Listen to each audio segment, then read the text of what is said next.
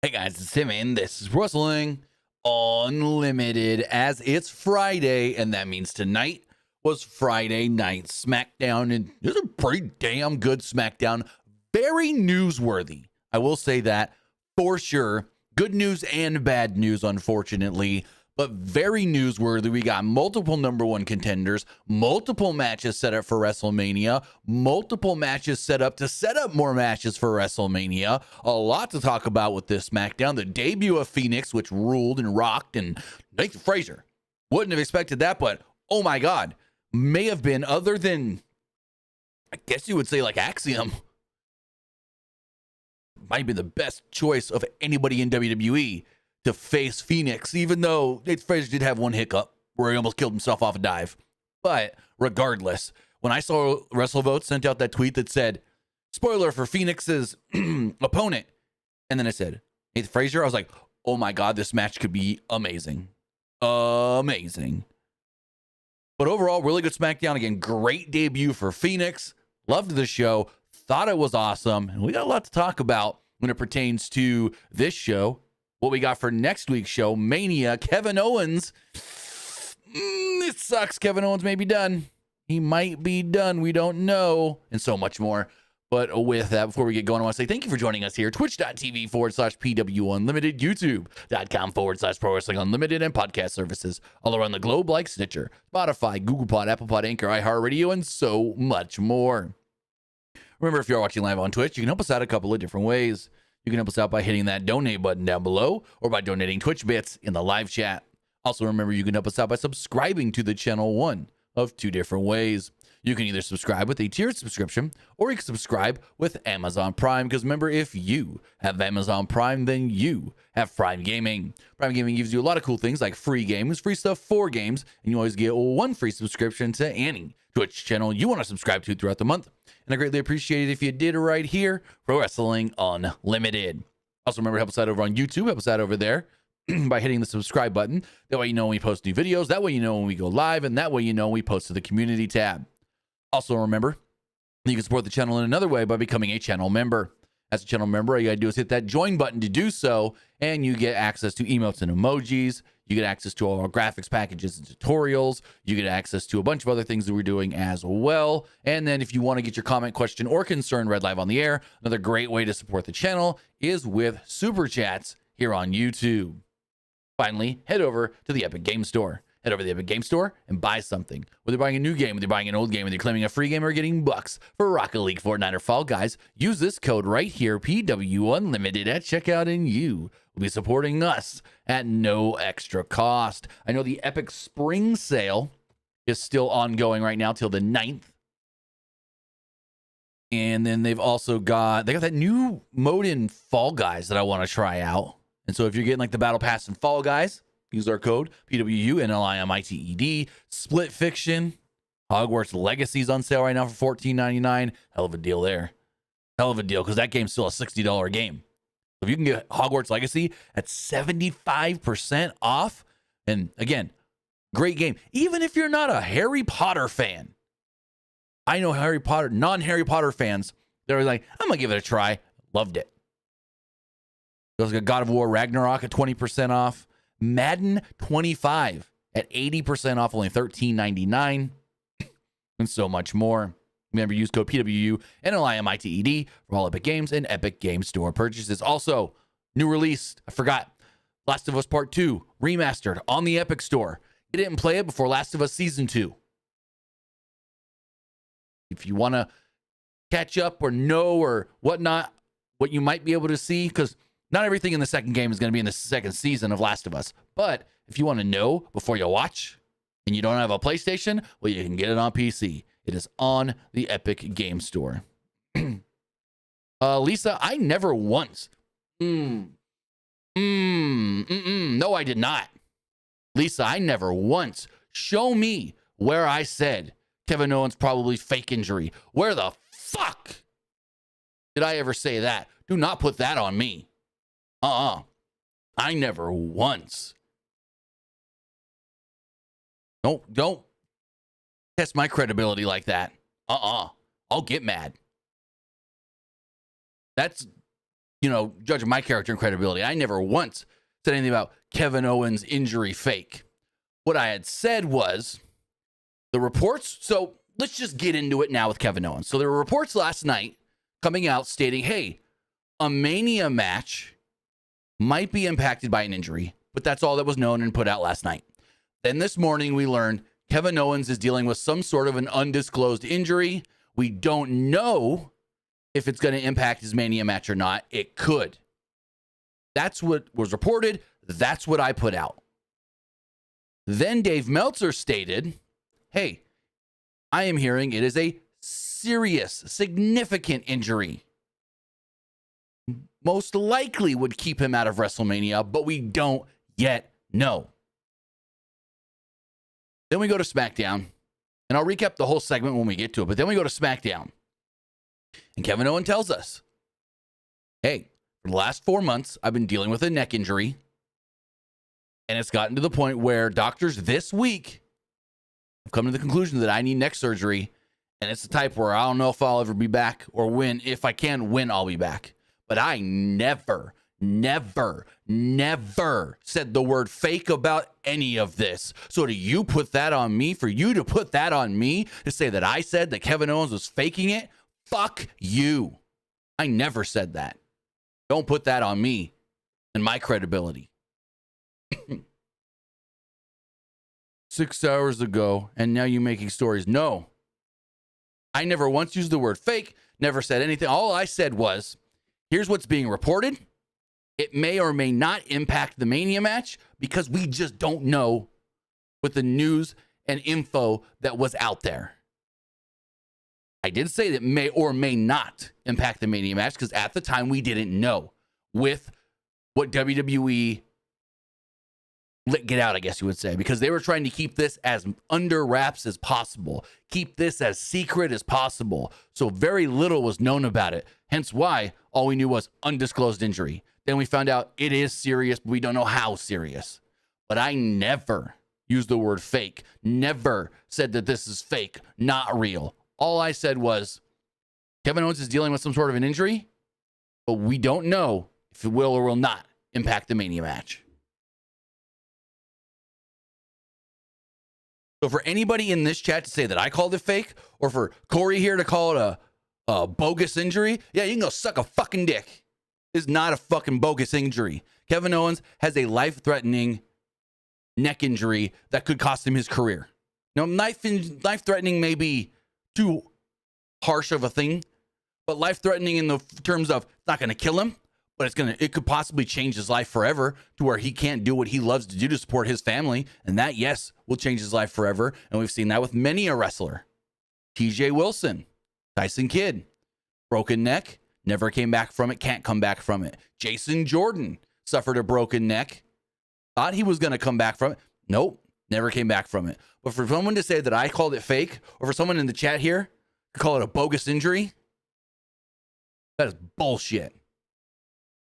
I even saw someone comment and go, oh, I don't think it's real because KO wasn't crying in the ring. Everybody deals with hurt and tragedy and bad news and stuff differently. Just because he didn't cry doesn't mean that it's fake. Just because he didn't cry doesn't mean that it's bogus. Just because he didn't cry doesn't mean that it's not that bad. So, yeah.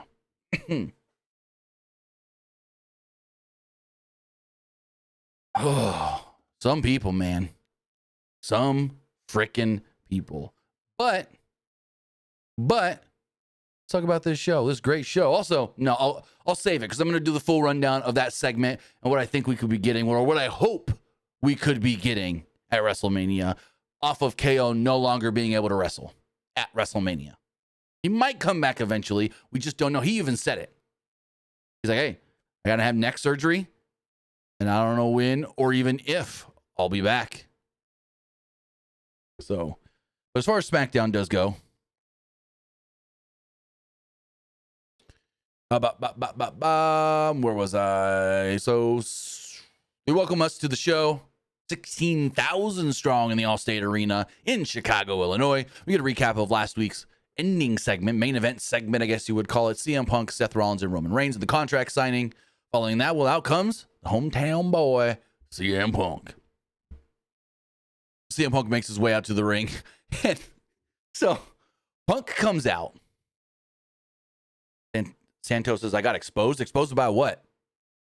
Literally, show me where I use the word fake. Give me a timestamp and I'll go back on this stream and watch the video where you say I said fake. And if I'm wrong, I'm wrong. But I'm 99.9% sure I didn't call none of this fake. All I said was what was being reported. And that was, hey, this is all we know. It may or may not impact WrestleMania. But show me where I said the word fake. Give me a timestamp and I'll pull that video up right now and watch it with you guys on stream. But CM Punk comes out, and he comes out onto the stage. Crowd pops big, and I'm like, oh, crap. I'm just down to monster. I got to pee. So I go to the bathroom, pee, wash my hands. My daughter asked me for something. I come back like a minute and a half, 2 minutes later. And I'm like, Punk's still at the top of the ramp. What the hell is this guy taking his time for? Anyways, Punk comes down. He embraces the crowd in Chicago. Gets in the ring. He points towards the WrestleMania sign. And he reminds everybody, I'm in a main event WrestleMania. Punk said that he's earned this opportunity because the crowd starts chanting, you deserve it. He goes, like, you think I deserve it? No, I've earned it. He said, quote, I was told you're not supposed to be here. When I was born and the umbilical cord wrapped around my neck, they told me I'm not supposed to be here. He said, but now the hard work begins. Punk's like, I want to thank everybody. But first of all, I hope you guys wouldn't be upset if I thank my great, lovely wife, April, first, and my dog, Larry. We had a light AJ Lee chant. AJ Lee also ended up trending on Twitter because of it. He said that he would not be who he was without the city of Chicago. And he once again thanked everybody. Punk promised that he would whoop Seth Rollins' ass, put a beating on Roman Reigns, and of course, win the main event of WrestleMania. He talked about, where he's come from, where he started training with Ace Steel. He's like, I was even standing right over there. You see, right down there, dressed as a, what did he say? He said something about like a mob thug or whatever at a WrestleMania for the entrance. Like he mentioned, I was in Cena's entrance at WrestleMania 22. He mentioned it. But Heyman eventually interrupts. Heyman makes his way out to the ring, does the whole ladies and gentlemen, my name is, and the crowd does the Paul Heyman. Heyman apologizes for being a little late. He said it took him a little longer to get to Chicago than he thought. No disrespect intended to his, quote, best friend. Punk welcomed Heyman into the ring, stating that he was just getting to him. He was going to talk about Paul next. And Paul said, ask not what Chicago can do for you, but what your wise man can do for you. He said the Punk belonged in the ring and in the main event of WrestleMania. Heyman reminisced about the time he begged Punk to take him the last time they were both here in Chicago and right before he got powerbombed at Madison Square Garden, and then how Punk helped him at War Games and the family and this, that, and so forth. And he thanked Punk for helping save the bloodline before he said that he had one more favor to ask of Punk. Heyman said, can you please just tell me what the favor is that I'm owed? Or that you're owed. And Punk found out from Heyman that Roman's not here yet. And he goes, wait. Roman's not here? All right, so I'm going to tell you what this favor is, but I ain't going to tell you until he's here. Because I want to tell it to him, to his face. I'll tell it to both of you at the same time. He's like, so when's he going to be here? And Heyman's like, he'll be here eventually. And Punk's like, all right, well, let me know when he's here. When we're at the same building at the same time. This is an okay opening segment. I liked it. I thought it was real as far as like Punk saying, hey, I did this. People said, not good enough. I shouldn't be here. But I defied the odds and did this. And they said, still not good enough. Shouldn't be here. Then I defied the odds. I liked him going through his little story there. Then they tell us after the break, we got the debut of Rey Fenix. So we come back from the break, and Nathan Frazier, when half the NXT Tag Team Champions are in the ring, and this is the name we heard earlier in the day. And I was like, oh boy, this match is going to be great. Like, if you want this style, like a Rey Fenix style match, you're going to get it with Nathan Frazier or Axiom. I mean, yeah, he can go in there with like a Johnny Gargano and have a great Rey Fenix style match. He can go in there with a number of guys, but it's like Nathan Frazier. They knew what they were doing. Except for Nathan Frazier flubbed a dive at one point. That'll make Botchamania. Rey Fenix saved his life. I don't know if you can go that far, but anyways, Frazier's already in the ring when we come back from the break. And then we get the Smackdown WWE debut of Rey Fenix. Great entrance. Great pop from the crowd. They knew exactly who he was. And they start off hot. They start off with some fast-paced actions, dueling moves, dueling kip-ups, to the point where they both do kip-ups. Rey Fenix fakes kicking Frazier, and Frazier gets all like startled by it and like falls into the ropes. It's like, oh, you got me. Oh, you got me. They talk about how Frazier's partially trained by Seth Rollins and whatnot. And Frazier sent Fenix to the outside and tried to go for a dive through the middle and top rope, but his feet caught it, and Fenix had to catch him a little bit on that one. Fenix then went to the top, soared for a dive onto Frazier at ringside as the crowd went wild, and we went to a break. When we returned, Frazier and Fenix were battling it out on the top rope. Frazier leapt up from the canvas up to the top of the springboard superplex and a final cut neck breaker for her too. Frazier then went up top again and looked for a Fenix splash on Fenix. Couldn't get it. Frazier then had Fenix trapped across the top rope and ran across it for an impressive leaping kick. There's a fire driver by Fenix on Frazier that got an incredibly close too. Frazier then nailed Fenix with an enziguri to the head, but found himself hit with a super kick. And he sold this well. Like he ran right into that thing and just, dead. Anyways, Fenix hit Frazier with the Goodbye Amigos kick as he then hoisted him up off the top rope onto his shoulders and hit him with what they called the Mexican Muscle Buster. 1, 2, 3. Fenix gets the win. Well, it's different than Samoa Joe's Muscle Buster. Or, it's on the tip of my tongue. I know, because I know where Joe got the Muscle Buster from. It's from freaking Ultimate Muscle. Well, like Kid Muscle? Is that his name? I haven't watched the show in forever. Or played. I used to have the game on on GameCube. Kid Muscle? Is that what his name is? Yeah, Kid Muscle.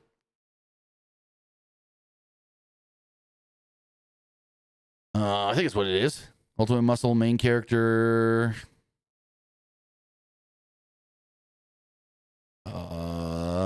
Yeah, Kid Muscle was his nickname. Loved Ultimate Muscle as a kid.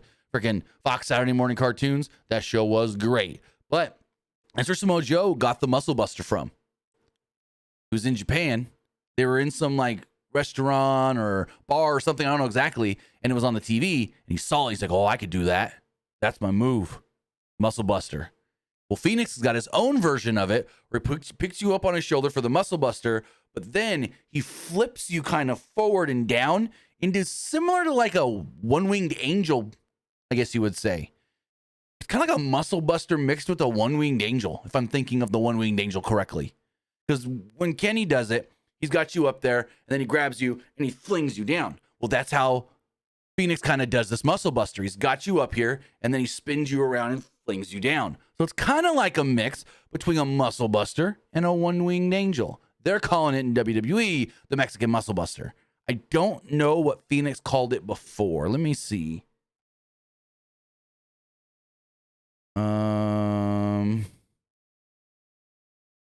Also, there was a rumor and story going around that he was going to work with Andrade.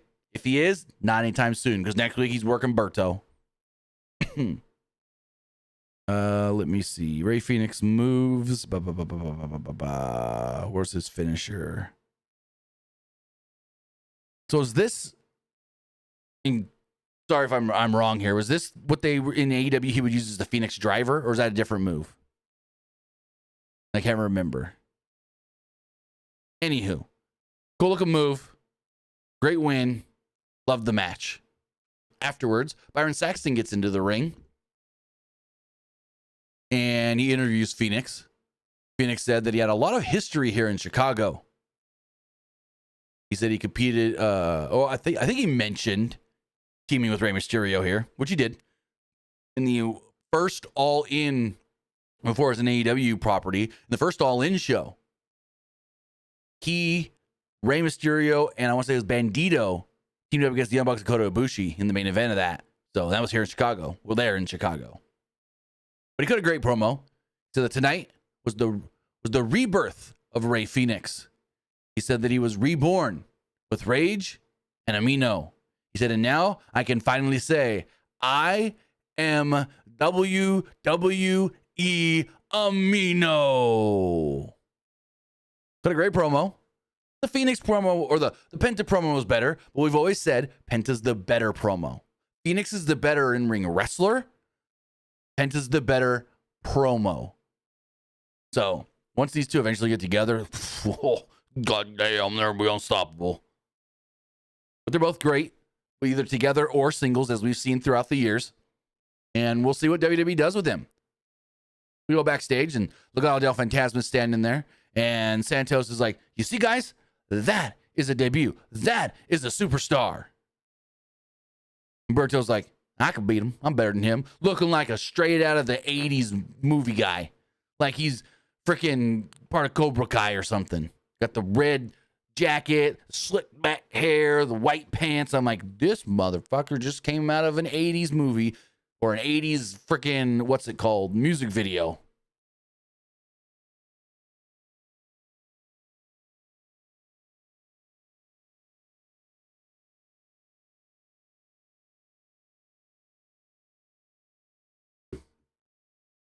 Anywho, basically, he's like, I can beat him. I'm better than him. Da-da-da-da. He's nothing more than, what did he call him? Oh, fuck. Now I can't remember what he called him. I didn't write it down. But he called him like a animal. He didn't say he's a damn it. Now it's going to bug me that I can't remember what he said because I didn't write it down. He's like, he's nothing more than a lizard. That's what it was. He's like, he's just a lizard. He's nothing more than a lizard. He's like, but we are familia. We are Lagaro. Los Garzas. And he's like, you know what? I like the passion. I'm going to talk to Nick Aldis to get the match made. And it does get officially made for next week.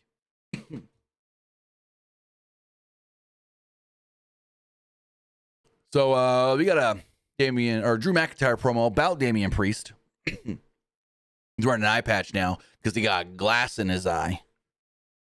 He said nobody cared about him unless he was, quote, feasting upon the scraps of others. McIntyre talked about how Priest lurked in the shadows last week to ambush him. He said that he was going to pray, as, quote, whenever Drew McIntyre prays, bad things happen. Remember, he said he prayed for Punk to get injured, and then Punk was out for 6 months. He's like, I prayed for this, so. Byron Saxton interviews Braun Strowman. Talks about the last man standing match against Jacob Fatu before Solo Sikoa and Tama Tonga interrupt. LA Knight then barged in and told Strowman to save the energy for Fatu. I'll take care of this guy. Trash talks and gets the match with Tama Tonga. That match is next. LA Knight versus Tama Tonga. Not much to it. Normal simple SmackDown match. It's just a normal TV match. Let's start off strong with some striking against Tonga, who answered with a drop kick. That wasn't enough to deter Knight, though, who dropped Tama Tonga with a suplex. Tama Tonga responded by tripping up Knight, which allowed him to seize the advantage. But it didn't last long. Knight had Tama Tonga trapped in the corner for a series of stomps, followed by a running knee to the face. Knight then sent Tonga to the outside and threw him repeatedly against the announce table. Remember, these new announce tables don't break. They don't break. They're reinforced. So Sikoa got on the apron to briefly distract the referee, which allowed Tama Tonga to send Knight crashing to the floor below and go to the break. When we come back from a break, Knight was fighting out of a Tama Tonga rest hold as he regained momentum. He rolled him up, and he got 2 off of it. Tama Tonga maintained command with a fierce clothesline that nearly took off Knight's head. Tama Tonga was still on the offense, went up to the middle rope to attempt a diving elbow, mocking LA Knight, but he missed. Knight then fought back and got his second wind with multiple strikes and neck breakers. After he slammed Tonga in the middle of the ring, he dropped his signature elbow on Tama Tonga, hit him with a BFT. Well, tried to go for a BFT, missed it. Solo tried to hit him with a small spike. Then he got the BFT, rolled him up, picked him up, bang, bang, bang, bang, bang. There we go. So LA Knight picks up the win over Tama Tonga. Nice, simple, standard match. Get champion a win. Momentum going into Mania. I liked it. I thought these two worked very, very well together. Like if I had to rate it, I'd give it a B+.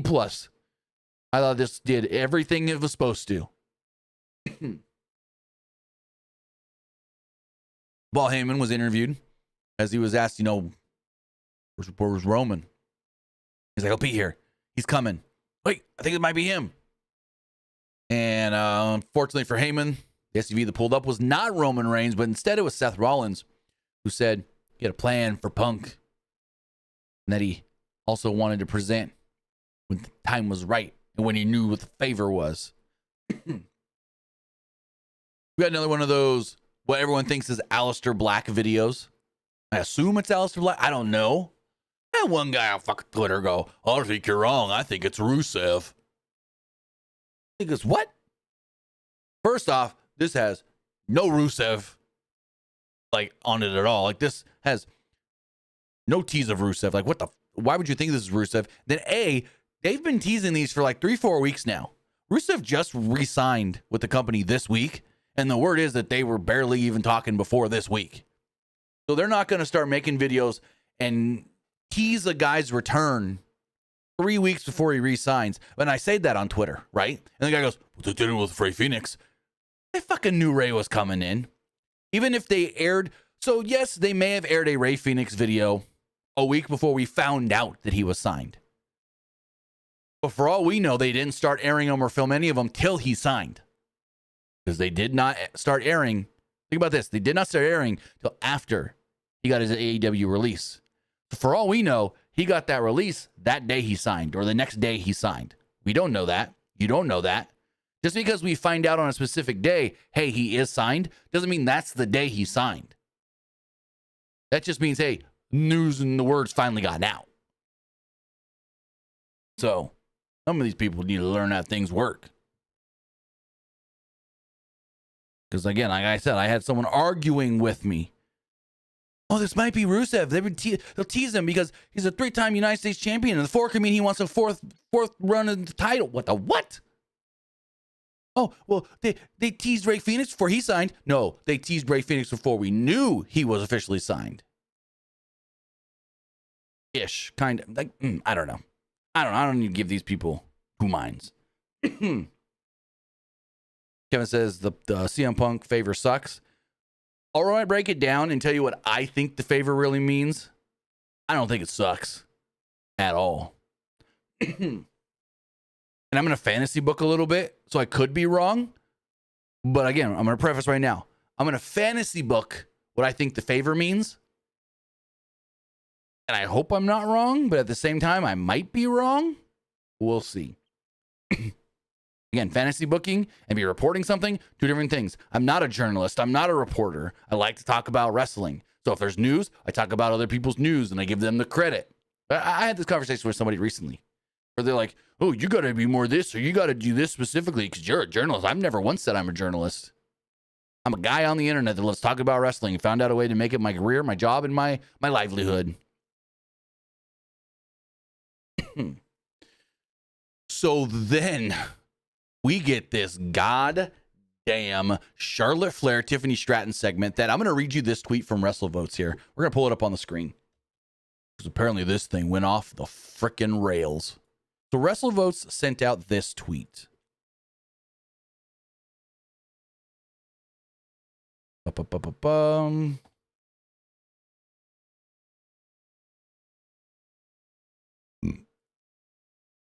That says, let me zoom in on it.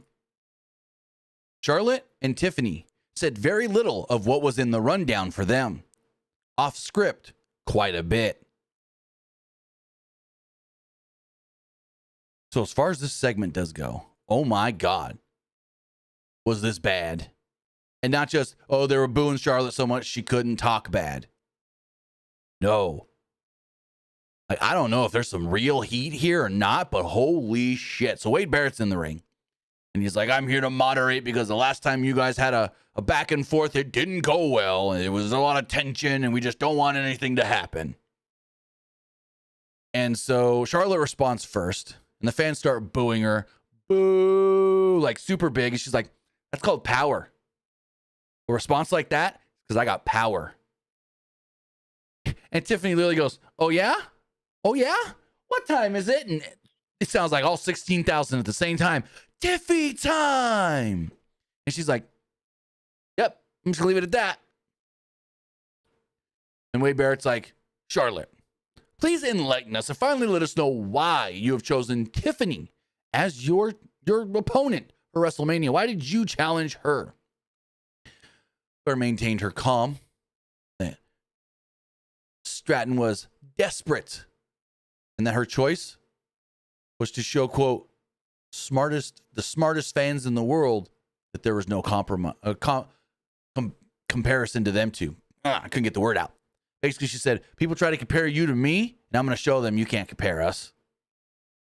Stratton then said, Flair's biggest battle wasn't in the ring. It's with the crowd.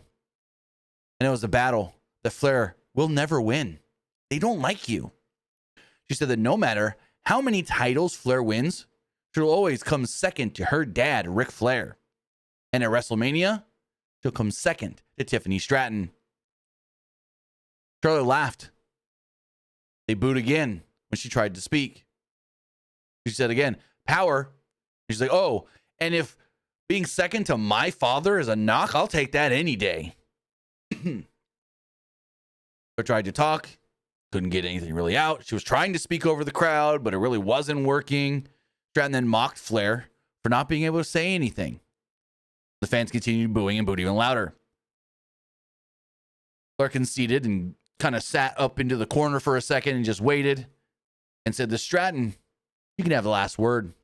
Stratton then said, at the age of 25, look at everything I've done. What were you doing at the age of 25? Oh, you were trying to get into and failing at volleyball while, quote, drinking in your daddy's basement. Well, at this age, I'm going into WrestleMania as the women's champion. Stratton said, Stratton then got out of the ring and said, Flair, the queen of shit. Stratton capped off her promo by stating that at WrestleMania, Flair's going to end up alone, just like outside the ring. As she brought up Flair's previous failed relationships, she's like, you're 0-3. Stratton walked off and headed up the ramp, and frickin' Charlotte goes, oh yeah? Is that like Kaiser's in my DMs? I'm like, what the fuck is this? Like, what? And then she mentions something about, oh, you say you're all big and bad, but you're over here crying in interviews, bawling your eyes out about Charlotte. And I'm like, oh my God. This went off the rails. Apparently they're not happy with it. And they just went off script and we're just talking shit. Like, Charlotte tried to get that, why is Kaiser in my DMs line? And Tiffany just no-sold it. She just walked off. Just, holy shit. Like, for all bad, this is going to be a segment that people remember, but not for the good. Like that Charlotte Becky, I guess you can also say Sonya Deville segment, where Charlotte basically threw the title Becky. Or how did that go again? No, Charlotte dropped the title at Becky. Becky threw it at Charlotte. That was another one. Charlotte promo segment, back and forth, that went off the fucking rails. Who's the problem? There's a common denominator. But yeah, this was crazy. This went off the rails. Apparently they did not stick to script, or at least what they were supposed to talk about, and just went into business for themselves eventually. But that line where she brings up, you're alone. You're going to be alone in the ring, just like you are outside the ring, 0-3. Talking about her 3 failed marriages. But then, it just felt like it was an in-the-moment thing, too. Because the crowd's booing. The crowd's just doing whatever they're going to do. And, you hear it, but you could tell that this was something Charlotte said to try and piss off Tiffany and get at Tiffany when she said, oh, why is Kaiser in my DMs? In storyline, in real life, I think a good amount of wrestling fans know that Kaiser and Tiffany are a thing. Whether you follow her on social media and you see their vlogs together, or the stuff with Logan Paul, where Logan Paul was all like, oh, Kaiser's mad at me because he thinks I was flirting with Tiffany. And, So I think there's a very good amount of the fan base that knows they're a thing, but it's like they don't say that or mention it or make it a thing for TV. So there's also probably a good amount of fans that don't know. So then when she's over here just randomly yelling, so why is Kaiser in my DMs? I bet you there's also a good amount of people that are like, what the fuck? Who? Kaiser? Like Ludwig? But yeah, I don't even think. And I'm not going to get into, we're not TMZ, but I'm not going to get into if I think or don't think Charlotte was telling the truth. Oh, is she telling the truth with, oh, your boyfriend's trying to get at me? I don't know. And I'm not going to speculate because I don't know. That's not for me to speculate and try to get into other people's drama and business and relationships without having any credible factual knowledge. But this was memorable for all the wrong reasons. Whew,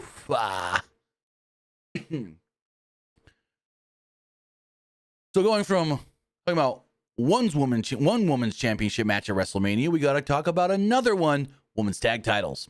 So we go to Nick Aldis in his office, and he says, next week, we are going to figure out who will challenge Liv Morgan and Raquel Rodriguez for the women's tag team championships at WrestleMania. He's like, I have talked with and come up with an idea with Raw General Manager Adam Pearce, and we will be holding a tag team gauntlet match next week where the winning team will move on to face the champions for the tag titles. And I do have, I'm going to pull this up on the screen, the graphic of the teams. Let's grab this here. Let it load really fast. So it's 1, 2, 3, 4, 5, 6 teams. Odd teams. Actually, most of them are odd teams. Well, no, half. So we've got this here. So the teams that will be competing for a shot at the tag titles, we've got Hayden Carter, Katana Chance. We've got the not the NXT. We've got the WWE Women's Intercontinental Champion, Lyra Valkyria, and Bayley, who literally will be fighting on Monday for that belt. We've got, we still call them Pure Fusion Collective. I don't know, but Shayna Baszler and Zoe Stark.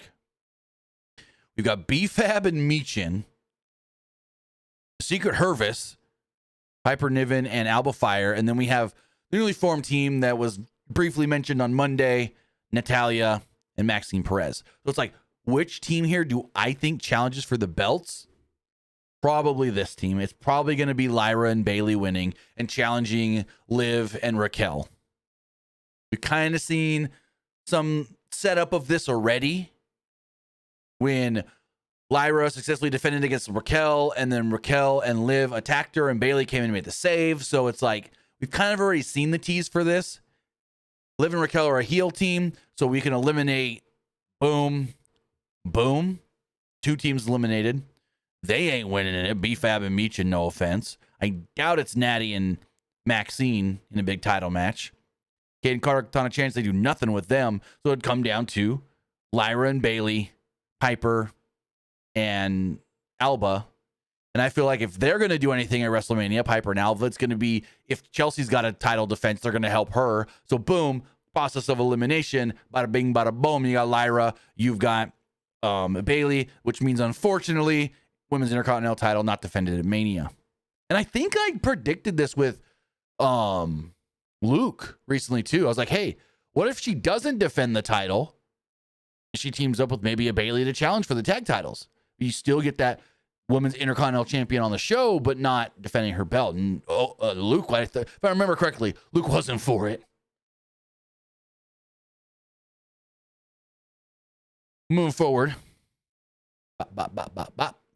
Number 1 contender match, the WWE Tag Team Championships.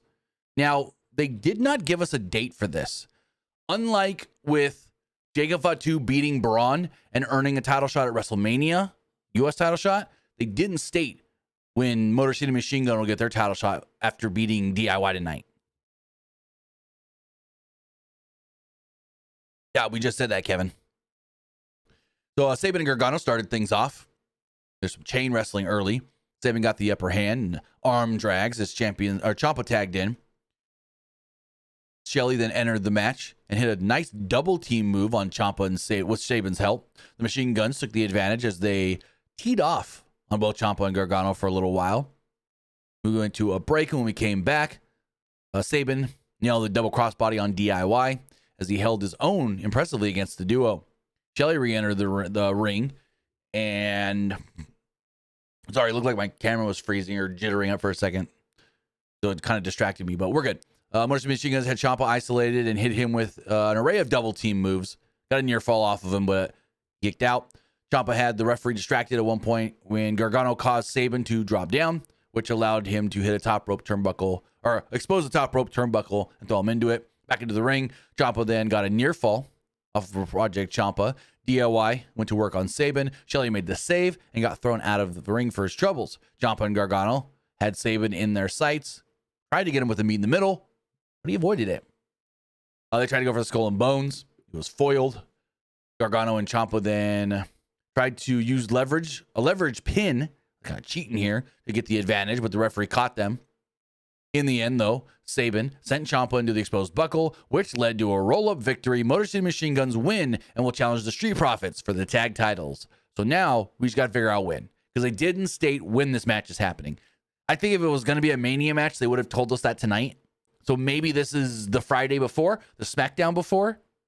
They need some big matches for that show. The SmackDown the night before Mania. I can see this being on that, if not the main event. Motor City Machine Guns versus Street Profits for the tag titles. It was a fine match. Solid B.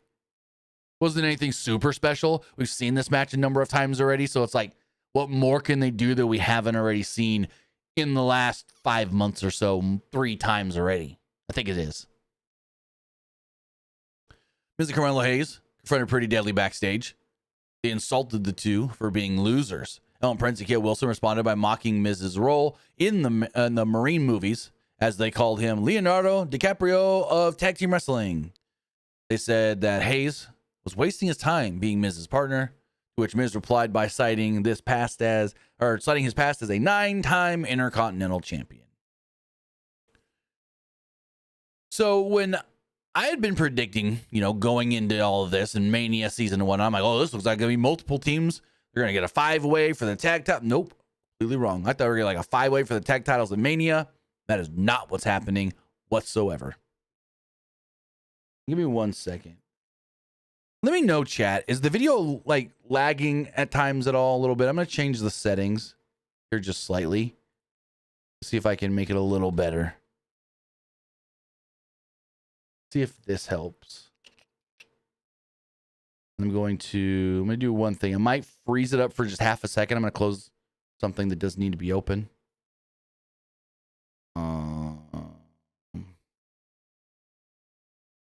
Okay, see if that helps. See if that helps and makes it better. Hopefully we can get the quality of the video up and just make it all better. Anywho, we had Naomi versus B-Fab. Naomi looked awesome here. Naomi looked like a badass and came off like a badass. So as Naomi made her entrance, Jade ambushed her from behind and got in some good shots before security broke it all up. Naomi stumbled her way to the ring and did do the match. B-Fab held the advantage early on Naomi, and she was still left shell-shocked by Cargill's surprise. B-Fab then hit a nice slam on Naomi and got a 2 count off of it. Naomi managed to regain some of her semblance of control and then dodged a kick from B-Fab. She hung her up in a tree of woe. Naomi then got the victory roll with the modified kneeling lung blower and picked up the win. Cool little move here that she's doing now. Like this kneeling pop down lung blower deal. Looked vicious. Afterwards, Naomi gets up looking all pissed off.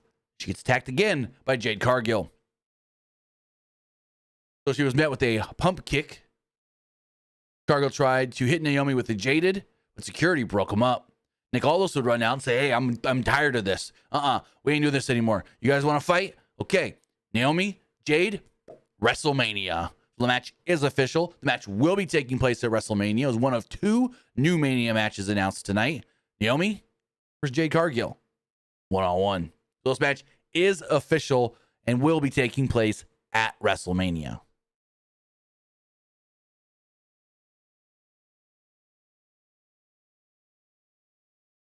So we get a Damian Priest video talking about Drew McIntyre and his failures to remain focused on his goals.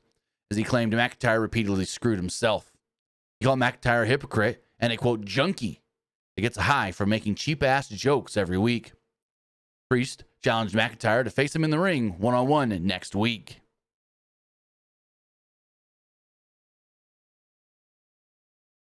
Kevin Owens was seen walking backstage in casual clothes as he looked very, very sad. I'm like, oh, this don't look good.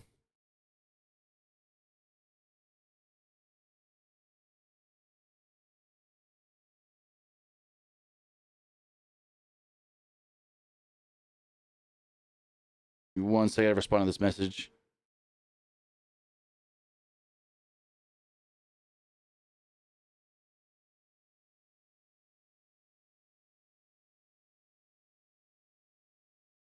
Okay.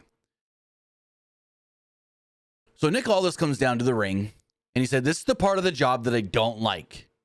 Fortunately, we've got some bad news, and I'm not going to be the one to give it to you. Please bring out Kevin Owens. And I'm just like, fuck. Kevin Owens comes down. You could tell this ain't good. Owens enters, got his usual pomp and circumstance, grabbed a microphone, and he basically said, over the last 25 years, I've been in this ring and been able to do a lot of great and amazing things, and doing it all to take care of my family. As a result, things happen. Eventually, all in this locker room have a toll that we have to pay. And it seems like, well, my toll has come up and it's time for me to make my payment. Owens then says that for the past 4 months, I've been wrestling and working with a severe neck injury, to the point that this past week, doctors have they have come to the conclusion that I need neck surgery. Owens said that this is an unfortunate timing of circumstances, as he was looking forward to facing Randy Orton at WrestleMania. Owens sincerely said that he was sorry, and he didn't know when or if ever he'd return to the ring. And so he's there, he's all dejected, and I'm like sitting here going, no, oh my God, no. What? No, God damn it. And so Randy's music hits, I hear voices in my head, they talk to me, they understand. Anyways, then the Viper comes out, and as Owens is getting out of the ring to leave, Randy gets up on the apron, they kind of look at each other. Randy kind of gives him like the, I feel for your brother kind of thing. Randy gets in the ring, KO walks to the back. So Randy's now in the ring alone with SmackDown General Manager Nick Aldis. And Nick goes, Randy, I'm sorry to say it. Unfortunately, with this bad news that we have gotten from Kevin, you no longer have a match at WrestleMania. And Orton looks up at the WrestleMania sign, devastated, pissed. And then the Viper comes out, and he looks over, boom, huge RKO to Nick Aldis in response. Now, I don't know if this is what's going to happen, and this is just me fantasy booking what I would like to see from this. Nick Aldis can still go. What if this is not the first time Nick Aldis has taken an RKO from Randy Orton? So what if next week we come to SmackDown, Randy's in the ring, and he's like, Nick Aldis, get out here. I demand you find me an opponent for WrestleMania. And he's like, Randy, you don't demand anything of me. Technically, I'm your boss, and you've disrespected me one too many times. He's like, don't forget, I'm a former world champion. I don't know if he can mention this or say this or not, but he can be like, hey, don't forget, I'm a former world champion, and I can still go. What if this, because there's nobody else that I see possible. I don't see anything else for Randy Orton. So what if they can pivot this into a Randy Orton, Nick Aldis match, and Nick Aldis has his one big WWE match at a WrestleMania against Randy freaking Orton? I don't know if this is the route and direction they're going to go, but it'd be awesome. It'd be cool. And I've always thought, I say that wrong. Thinking of it now, they're kind of perfect opponents for each other. Randy Orton style, Nick Aldis' style. You got Randy Orton, the Viper. He play the heel, I guess you would say. But and you got the old school Nick Aldis against Randy. I think this would work so good. I think if this is the route that they go to try and, find something for Randy, this would be great. Like, again, this ain't the first time he's RKO'd Nick Aldis. So they can do the whole, you've disrespected me one too many times, Randy. Now I'm going to take matters into my own hands. But yes, this does suck for Kevin Owens. We don't know what's going on. It is 100% legit.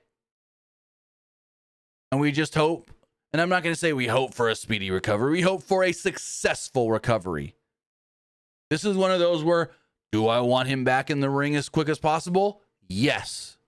Kevin Owens is one of my all-time favorite wrestlers ever. But I want him back. So no matter how long it takes, he can get back to the ring. Come on, let's go, bud. So we'll see. And we'll follow the story. And if we do hear anything further on Kevin Owens needing neck surgery, when he's going to get it, when he gets it, what they find, because that's the other thing. We've seen this with plenty of wrestlers before. Not just wrestlers, but any kind of injury.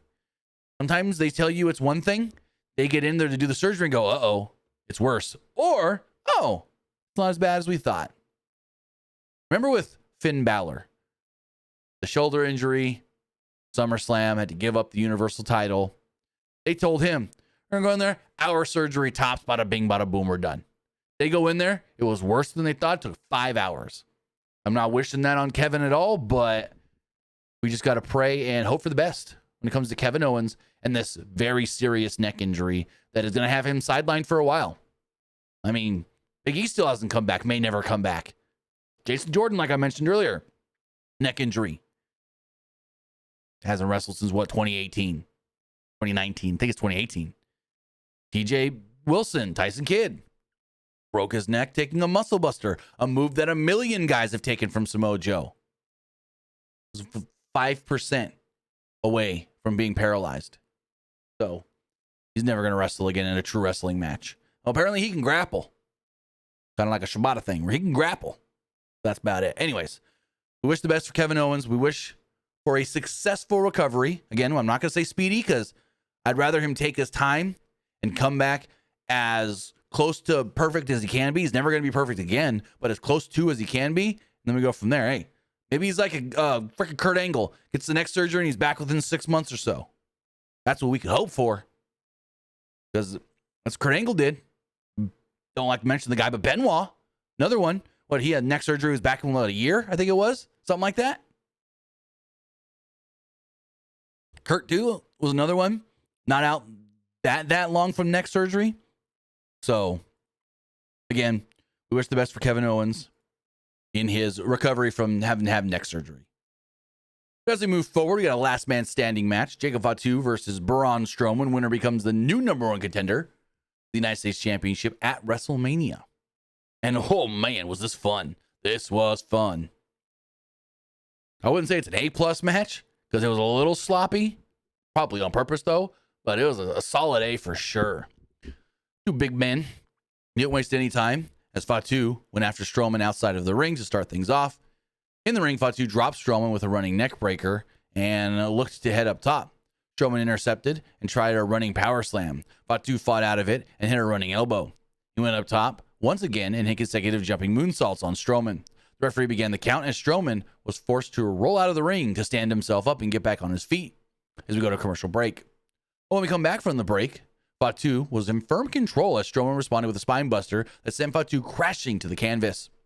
Fatu tried to roll himself back up. Strowman then pulled out a table from under the ring.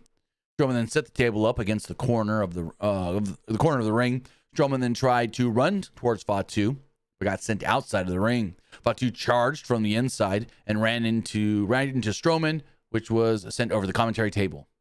Fatu then sent Strowman into the ring post and had him in position for another charge into the barricade, but instead he was met with a chair at the right to the face, basically, from Strowman.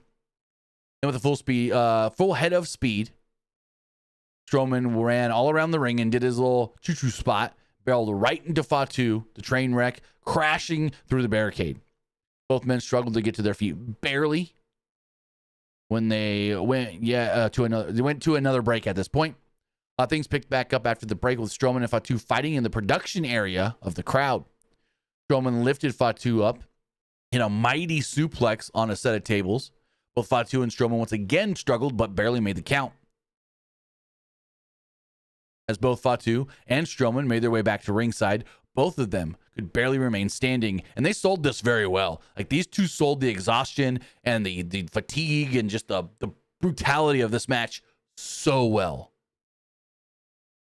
Strowman got himself back into the ring, but was, right there in line for a Fatu running hip attack. Sent him through the table that he had set up earlier. Fatu managed to get himself to a vertical base as Strowman failed to stand up, which leads to Braun Strowman losing and Jacob Fatu becoming the winner and now challenging for the U.S. title at WrestleMania. Now, remember when we thought all of this stuff with Jacob and Solo was going to lead to a Jacob Solo match at WrestleMania? But then Dave Meltzer was like, I can see it, but I've heard that one of them's got a bigger match that's not concerning the other. Well, that's what it is. Apparently, Jacob challenging for the U.S. title at Mania has been in the cards for a little while now. So, I was a fan of this. I thought this match was fun. It ruled. And LA Knight versus Jacob Fatu at WrestleMania. I wholeheartedly think Jacob's winning the title. Put that U.S. title on Jacob Fatu. Because then he can go out there and go, Solo, you think you better than me? Where's your belt? When you ever won a belt? NXT don't count. I'm a U.S. champion. Pillar to post, coast to coast. Coming to you live on your TV. So, yeah. We got a recap of the Cody Rhodes, John Cena stuff from this past Monday where Cody got the better of him. And we learned that next week, Cody is going to be on Smackdown. We also learned that we got that women's gauntlet match, Rey Fenix versus Berto one-on-one, and Damian Priest and Drew McIntyre will meet face-to-face. Then we get it. The closing segment, the main event angle of this show. We've learned, ladies and gentlemen, what CM Punk's favor actually is from Paul Heyman. So Heyman's outside waiting. Roman Reigns pulls up. And we're told, well, this is weird because they're like, unless like Heyman got a phone call or was tracking GPS, they were like, after the break, Roman Reigns will be here. I'm like, oh, okay. So we come back, Roman pulls up, and then we got probably the fastest Roman Reigns entrance we've gotten in a decade or so. Because he just, boom, beelined it to the ring.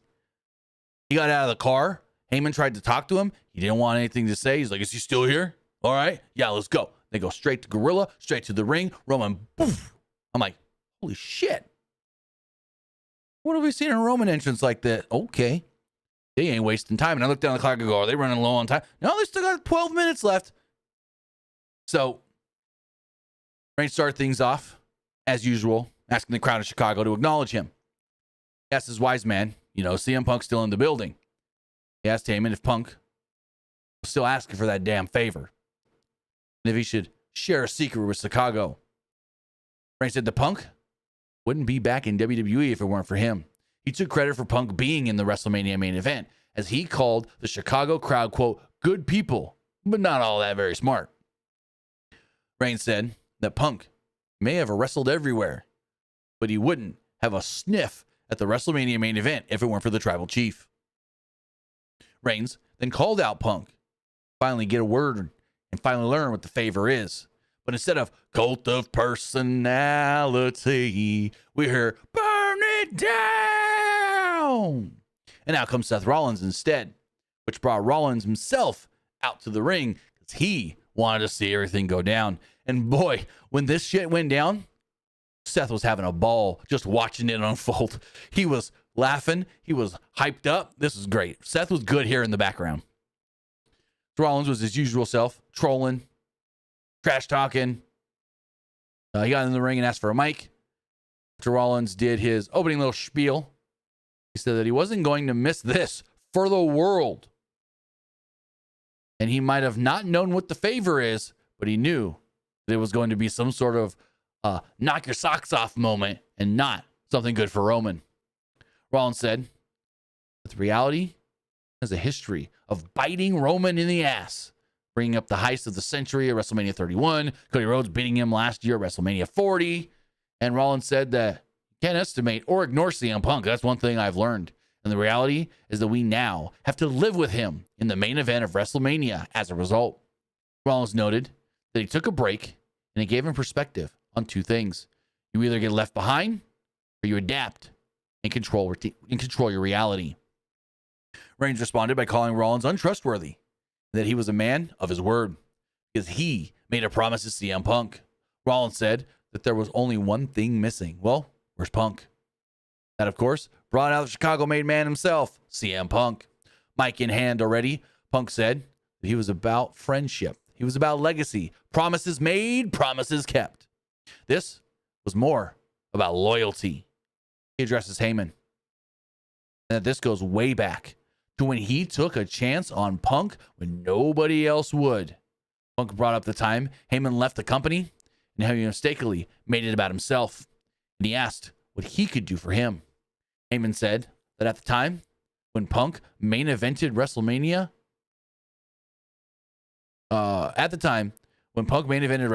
quote, forced them to deal with him. Punk said that he was going to force Roman to leave his comfort zone, to not have everything he's used to. As he revealed that the favor that he is invoking is that he wants Paul Heyman in his corner at WrestleMania. Roman laughed. He goes, "Really? You think you can get that? Wise man. Show this man what's up. This man's loyal to his tribal chief. Let this fool down easy." And Heyman's kind of like, "Well, I'm sorry, but no, my tribal chief." And he continues to refuse Reigns' demands of telling Punk no. Instead, he tells Roman no, much to the tribal chief's dismay. Reigns then gets in Heyman's face and kind of threatens him. Just tell Punk no. Heyman said, "No, my tribal chief. I can't do that." Heyman was being intimidated by Roman in the corner, so Punk grabbed him, put him up on his shoulders. Seth is in the background going, "Oh God, oh God, oh God." And he hits Roman with the GTS, laying him out. Punk then looks at Rollins and they stare each other down briefly as Rollins makes the exit. And Smackdown closes with Punk standing tall. Well, that's the favor, ladies and gentlemen. Punk wants Heyman in his corner. Punk wants Heyman to help him win at WrestleMania, I guess is what it is. And so has this been the plan all along? Fantasy booking now. I don't know if this is the story they're going to go with, but what if Punk is using this favor to help Paul? We know that Punk and Paul are like best friends. So what if at one point Paul has let it slip? I can't leave Roman because he won't let me. I have to stay with Roman because I'm scared of Roman and what he'll do if I try to leave him. What if that's the story? What if the story is Punk is actually saving Paul because he is in a quote unquote abusive relationship with Roman Reigns? And him saying, "I got this favor, and the favor is you're with me now, Paul." Paul saying, okay, basically. Roman said, "Tell him no," and he said, "No, Roman." But I can see it, especially with the way Roman got in his face. Roman has always been like, "I respect my wise man," and there's like, "Do this," and he's like always, bossing him around and stuff. But what if that is the story they go with? And again, total fantasy booking here. But what if that's the story they go with? That Heyman is trapped in this abusive relationship with Roman, if you want to call it that. And Punk's his white knight coming to save the day. I don't know. I know people have not liked it and they've shown their displeasure about, "Oh, that's it. That's all it is." What were you expecting? What were we really expecting from the favor anyways? I always thought the favor in the end was going to be Heyman helping Punk, whether that was them setting it up beforehand or Heyman screwing Roman like with a low blow or something to lead to Punk winning. And then they go, "Oh, by the way, favor was he helps me against you." So I always thought the favor at some point was going to be Punk getting help from Paul. And it seems like that's the plan. Well, with that, let's get the poll going here on Twitch really fast. What did you think of SmackDown liked it. It was all right. I didn't like it. While we wait for that poll to go, we'll check the other polls as well. Refresh. As far as the threads poll does go, 75% like the show, 25% thought it was just all right. Looking at the Twitter poll, 86% like the show, 13% didn't like the show, and 0% thought it was just all right. Kevin says, lame in my favor. Hey, everybody's entitled to their own opinions. If you don't like it, you don't like it. It's not for me to tell you what to like and not like. As far as the community poll does go, 88% liked the show, 7% didn't, 5% thought it was just all right. Looking at the live poll, 90% got another vote there right in the last second. 90% liked the show, 4%, 6% thought it was just, hold on. We're trying to go too fast. 90% liked the show, 6% didn't, and 4% thought it was just all right. And finally, everybody that voted on Twitch liked the show. With that, guys, that is going to wrap everything up. I want to say thank you for joining us here. Twitch.tv/PW Unlimited, YouTube.com/Pro Wrestling Unlimited, and podcast services all around the globe like Stitcher, Spotify, Google Pod, Apple Pod, Anchor, iHeartRadio, and so much more. With that, don't forget this Sunday. I want to double check on that. It's Sunday, right, for Dynasty? AEW Dynasty 2025. Sunday, April 6th. We will be live breaking down that show. We'll be talking all about Dynasty this Sunday night. So we will be back live on Sunday for AEW Dynasty. Then we start it all back over with the week Monday and Monday Night Raw. With that, guys, have a great night. Have a great rest of your weekend or start to your weekend or however you want to call it. And I'll see you next time. Have a good one, guys.